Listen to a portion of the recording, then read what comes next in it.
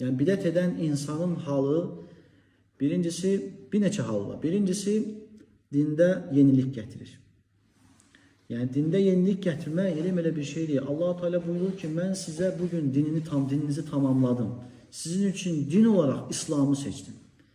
Tamam?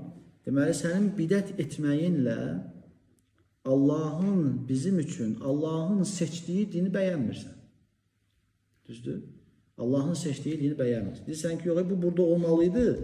Prosto bu dindəki, İslamdakı naqislikdir. Subhanallah. Belə şey ola bilər. Və yaxud da ki, sən Peyğəmbər sallallahu aleyhi və səlləmə iftira atırsan. Çünki Yahudilər gəlirdilər, səhabələrdən soruşurdular ki, sizin Peyğəmbəriniz sizə ayaq yoluna necə girib çıxmaq lazımdır, onu belə öyrətib. Yəni, rişxəndlə, lağla deyirdilər, ələ salmaq. Və səhabələr deyir ki, bəli, öyrətib.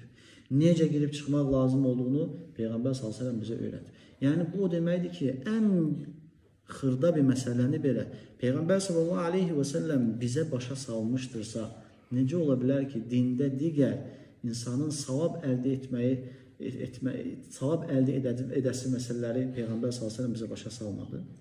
Başa salıb.